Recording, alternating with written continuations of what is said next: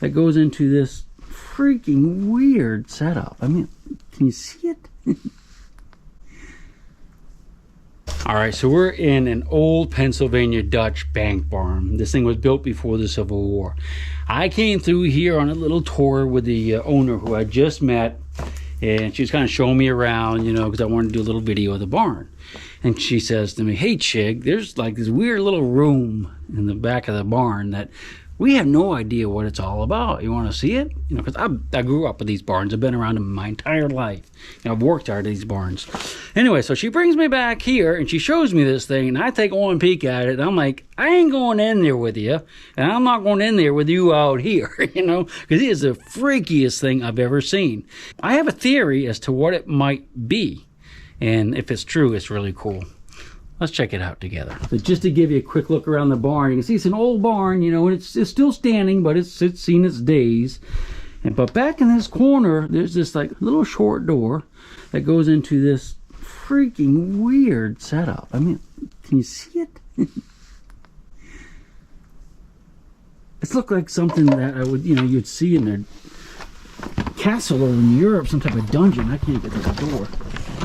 Hopefully this thing doesn't collapse on me. Alright, I don't think it's gonna collapse. Hold your breath. Just so bizarre. So you got this little like hallway, stone hallway coming in here. You see that would have been that was all, you know, walled off too. And it drops down into this thing. That's a pig trough, by the way. And it's like a circular structure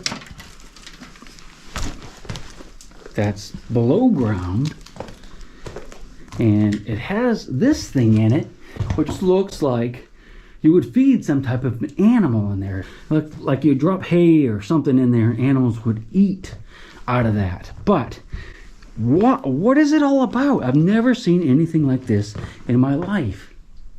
That's the ground level up there. I mean, it's almost like they could, I mean, first thing I thought this was like some type of dungeon. Like maybe they kept people down here or something, but I've never seen anything like this in any barn, anywhere in the Shenandoah Valley or over here where I am now, which is not far from there. Now, I'm going to tell you something, though, that makes this potentially, see, it's all whitewashed, makes this potentially a really interesting story. This just kind of looks like something that would have a sign on the door, like, "Do not enter, dead inside." Doesn't it? Let me tell you what I think could be going on here. Now, this is a round structure, okay? Directly above us is a very old silo. It's a wood silo, and you've probably already seen that in another video. And it's a much older style, and I don't think there's hardly any of these left anywhere in the country. And it's all wood on the inside video. A wood-sided silo, which is very, very unique. Now, the thing about a silo is you take corn, you chop it up, or other grain, you could use wheat stalks too and stuff like that, but they have to be green. You chop it up and you fill this silo, you fill the thing up with it, and as the chopped up corn stalks and kernels and everything sit in there, they ferment. You know, it's got to be very moist, so they ferment, and they give off, and that gives off a very strong like alcohol smell. I don't know if you get drunk from it or not, but the cows love it because it's like pre-digested for them, because the way they digest their food is through a fermentation process, and there are many stomachs. They have more than one stomach.